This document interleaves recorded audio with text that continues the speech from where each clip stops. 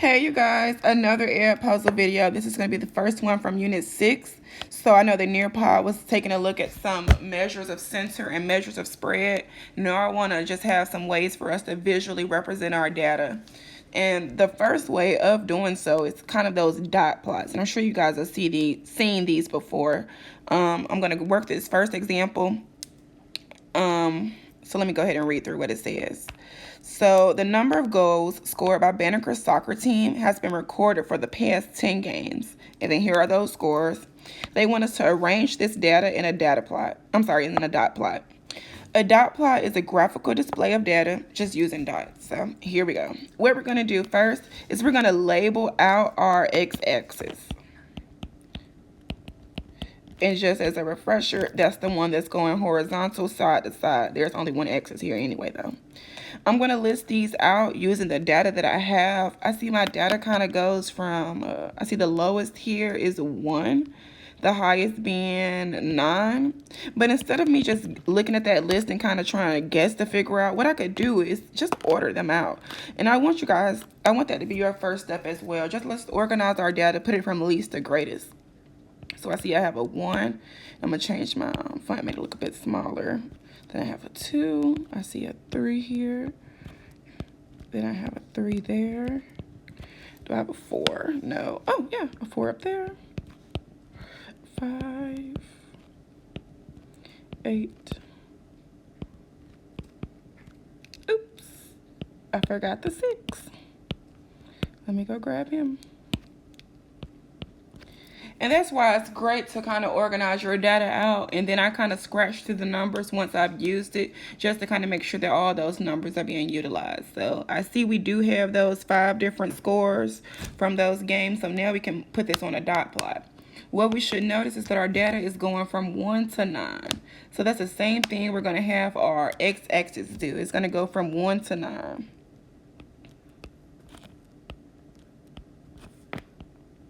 6, 7. And I'm going to include 0 on here. So let me move this over. This is going to be 0 here. Alrighty. So now, however many numbers I have, or however many 1s, or however many 2s I have, that's the number of dots, or that's the number of whatever symbol I decide to use, I need to put. So I see there is 1, 1. So I'm going to put 1x there. And I know it's a dot plot, but the symbols that we utilize, we kind of have a little bit of freedom with them. So I could use a dot as well. The point I'm communicating to the audience is still getting heard, whatever symbol I'm using. I see how many 2s are there. I see there's only 1 2 on that list, so I'm just going to put 1 dot above 2. That's telling me that I have 1 recording, 1 data of the number 2. How many 3s do we have? We have 2 3s. How many 4s? There's just 1. How many 5s? There's just 1. How many 6s? There's just 1. How many 7s? I actually don't see a 7 on that list. So what should I do there? I'm just going to leave it blank because I don't have anything to put there. How many 8s do I have? Just 1. And then I see I have 2 9s, so I'm going to put 2 dots there. I should be able to count these dots, and who wants to take a guess at what number I should get? I should get however many data points or however many numbers in my data set that I have. So I should have 10 dots, and that's how many I have, so I know that we did that correctly. So let me go ahead and look down at number 2. We're going to try the same thing again. So example 2, it says students were asked how many times have they fell asleep during the live session. The responses were as follows. Some people fell asleep 4 times, some people 0, some people 4, 3, 6, 0. We're just going to organize this data. That's our first step. Whenever we see a whole bunch of numbers listed out, what I want you guys to think of is organize. Let me make this make sense. So I'm going to go ahead and list these out from least to greatest. When I say organize the data, that's what I mean. Put it in order from least to greatest. So I'm going to go ahead and start with 0. I see that's the lowest number I have. So see how many of them I have. I see a lot, actually. So you guys be falling asleep in class, I'm seeing. It's okay. I used to fall asleep in virtual class, too. 1. How many 2s do I have? 1, 2. How many 3s? 3 3s. Woohoo. Good luck coming our way. How many 4s? 4 4s. Whoa. I know what this means. Everyone's going to pass the class. That's what these lucky numbers are telling us. Then I have a 1, 6, and then 1, 10. So here's our data. Here's our data. It spans from 0 all the way up to 10. I need to make sure that the intervals for my x-axis include the range of data that I have. So I see my lowest number is 0, so I need to make sure that's included on here. And then the highest number is 10, so I need to make sure that has a spot on my x-axis as well.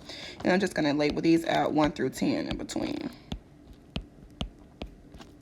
Alrighty, now what I'm going to do, I'm going to go ahead and put the dots that represent however many of those numbers I have. So how many zeros are in our data set? There are 4. So I'm going to put 4 dots on top of 0. How many 1s do we have? Just 1. How many 2s? Just 1. And you guys know we have those 3 3s, 3 4s. And then do we have a 5? Nope. So what should we do there with that 5? Do we have a 6? Just 1. Do we have a 7? What should we do if we don't have that number? We just leave it alone, hop on to the next one. I don't have an 8. I don't have a 9 either, but I do have 1 10, so I'm going to definitely put that down. So here's our data. Here's our data. So this dot plot is just showing the frequency of those data values listed on our x-axis. However many dots we see above that number is telling us how many times that number appeared in our data set. So those are those dot plots. Now let's take it up a notch. Let's take it up a notch. Those box plots now. So in that Nearpod, I had you guys at the end finding the quartiles, the Q1, Q2, and Q3. I set that practice up because in order to make a box plot, we have to know those values. We have to know our Q1, Q2, and Q3. So in order to find those different values, I should remember what my first step is. And I'm hoping that you guys are screaming through the screen, Ms. Hawkins, put it in order, put it in order. So that's what I'm going to do first. I need to make sure that whatever data I'm using has to be in order before I'm able to do anything with it, before I'm able to find the middle or the Q1. I need to make sure it's in order from least to greatest. Alrighty, so let's look at example 1. And I'm going to try and turn my iPad. Let's see if this works. I'm not sure if this will give you guys a better view. All right. So it says the district has asked for a random group of 10 students' Unit 4 exam scores. The scores they collected were 32, 96, 0, 62, 10, 24, 48, 72, 100, shout out to Fadremion, and an 83. They want us to arrange this data in a box plot. So what did I say we need to do first? Our first step is going to be to put this in order from least to greatest. All right, let's start with 0. Because that's the smallest number here. What comes after 0? 10. These numbers are so small. I'm going to drag these over here. What's my number after 10? Do I have a 20? Okay, 24. 32. 48. Do I have 50 anything? No. 60 something. 62. 72. 83. 100. I missed the 96. Let me move these back so we can go put that 96 in. Alrighty. So now we have all, and it should be 10. Here it is. Great. So we use all of the numbers up. So what do we do now? We have to put this, we have to figure out our Q2 first. So remember, Q2 is just a fancy word for saying find the median, find the number in the middle. So what I like to do, this is the way I've been doing this since 6th grade. I just go side to side, scratch out, see when do I get to the middle. Here's the middle, 48 and 72. Since there are 2 numbers in the middle here, I'm going to want to take the average. So I'm going to add them together, divided by however many numbers I added. I'm only going to add 2. That's going to be what we add each time. It's 2 middle numbers. 48 plus 62. Let me use the calculator because I don't know that off the top of my head. It's been a long day. 110 divided by 2 should give us 55. All right. So that's telling us that our median is 55. Our Q1 equals 50. I'm sorry, Q2, you guys, Q2. This is the median Q2. Sorry. Q2 is equal to 55. Now let's figure out Q1. what I would like to do at this point is kind of just mark Q2. I know Q2 is in red. To find Q1, I'm going to want to look on the middle. I'm going to want to look in the middle on the left-hand side. So Q1's over here, and then Q3 is going to be on the right-hand side.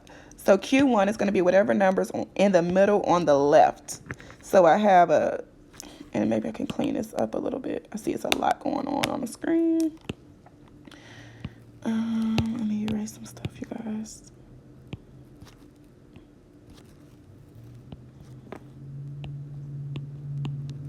Alrighty, on that left-hand side, I should see it in the middle, and I can do that same process again, 24. And then on the right-hand side, when I do that same process, I'm gonna see what I get, 83. So we just found the Q1 and the Q3. So Q1, we said it's 24. That was the number in the middle on the left. In the middle on the right, we had 83. So let's go ahead and combine this with combine this with the other information that we need. I told you guys it's been a long day. Alrighty. So on our number line, what we're going to want to do, we're going to want to include the minimum value and the maximum value. So I see my data is kind of going from 0 to 100. So that's what I'm going to do here on this number line. We're going to go 0 to 100 as well. I'm going to make this a little bit smaller, 0, 100. And this may be 50 for us. This will be a 25. This will be a 75. So what is the minimum value in our data set? And this actually probably isn't the best example since it is the end intervals of our number line, but they're 0 and 100. So I'm going to go ahead and make these the whiskers. So kind of think of like a little cat. Here are the whiskers. Now we have to make the box. We're going to make the box using the Q1 and the Q3. So Q1 is 24. I'm going to put this in green. Q1 is going to be about right here. And then Q3 is 83. It's going to be over here. And I know that it's going to be in that position because I know it's in between 75 and 100, closer to that end of 75. So that's the box. So let's go ahead and draw the box. Now we have to put the Q2 inside. So what did we say Q2 was? Our median, 55. So he's going to be about right here. So this forms our box and whisker plot. Here's our whiskers, those greens. Connect those to the box.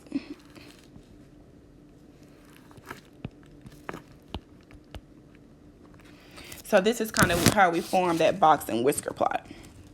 Let's look down at example 2. So example 2 says 15 students who are asked how many series they've been and watched this year. The responses are as follows. We have 6, 0, 4, so on and so forth. I see a list of numbers. What did Ms. Hawkins say I should think of when I see that list of numbers? I need to make it go in order. I need to list it out from least to greatest. So that's what I'm going to do first. That's my first step whenever I see that list of numbers. So let me go ahead and start with 0. Do I have another 0 up here? Do I have a 1? I see I have 2 of them actually. Do I have a 2? Yes. What about a 3? 1, 2, 3. Oh, 3 3s again, y'all. 3 3s. Okay, do I got some 4s? 1, 2. How many 5s do I have? Can I get a 5? 5. Can I get a 6? 6. Can I get a 7? 7. And I got an 8 and a 9. That's our data right there. These are the number of shows that students have watched this year. So now we're going to make this a box plot. So what are the things that we need for a box plot? Do we need the mean? No. Do we need the mode? No. Do we need the median? Yes. Do we need the Q1 and Q3? Yes. So let's go ahead and find those things. First, we're going to find our median. When we're making our box and whisker plot, I think I would either find the min and the max first, or I would find my median. But I wouldn't be able to find the Q1 or the Q3 first. So let's go ahead and start off with the median. And maybe I could just go ahead and write off to the side what's our minimum value and what's our max value. I could do that. So the minimum value is the smallest number in our data set. Clearly, it's 0. The max is the largest number in our data set. Clearly, that's 9. Now I can go ahead and figure out what my Q2 is. So again, to figure that out, I just go side to side, scratching out the numbers. And maybe it may help if I use a dot so I don't have to take that time to erase at the end. So let's go ahead and dot these up. 4, 4, 5.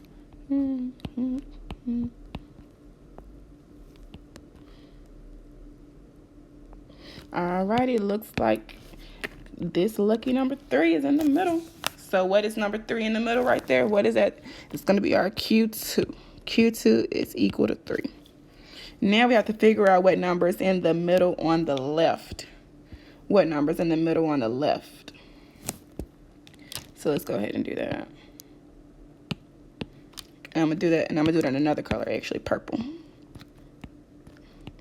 I'm just using that same technique, and maybe I could start over just to zoom in so you guys can see. I'm just going side to side until I get to the middle.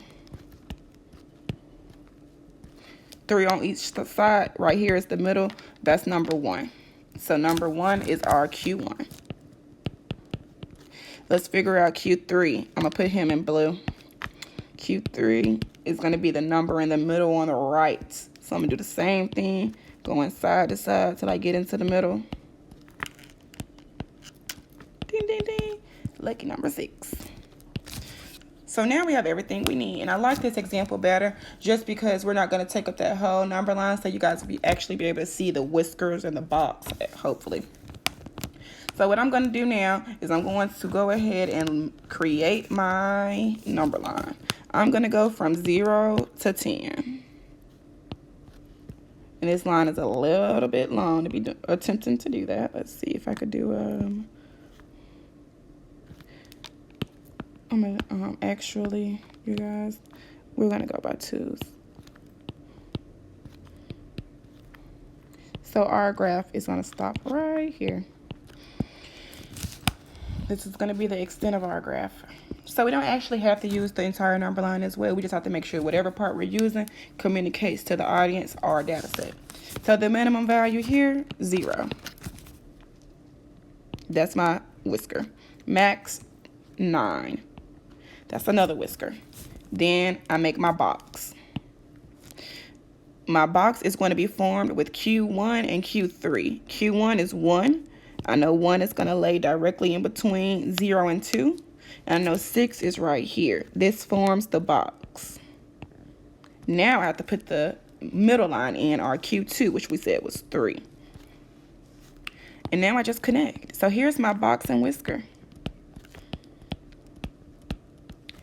So I want you guys to notice that the length of the box is telling us how spread out our data is. So if it's wide, that means our data is kind of spread out. And those lines at the end tell us the minimum value and the maximum value of our data set. Okay, you guys? So that's box plots. So we've looked at dot plots, box plots. What's next? What's next, Miss Hawkins? Histograms. Miss Hawkins wants you to look at histograms. Histograms are kind of like the long lost cousins of bar graphs, but instead of representing actual categories or actual values, you're representing a range of numbers. You're trying to say how many numbers are in between this range, right? So let's go ahead and look at this example here. It says the following data set represents the number of students who visited Wayne Depot in the last 8 days. So here are the numbers people who came to Wayne Depot in the last 8 days. They want us to put this data in a histogram. What I want us to do first is label out our axes, because putting numbers on a number line or putting numbers in a coordinate plane or on a graph really don't make sense without understanding what those numbers represent. So what are the X values? What do they represent? And I wish Michaela or Kanaya, Jalecia, we had this in a tutorial one day, and Kennedy too. We were asking about the exponent for exponential functions. What does it represent? They said time. X is time. X is time. And that's going to be something that's consistent, you guys. For the most part, X is going to represent time for us. So for us, X would be, and then we could also do Y as well, you guys. That'd just be the number of people who came.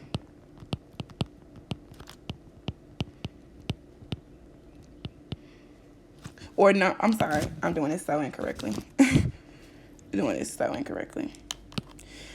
Y is going to be the number of times it happened.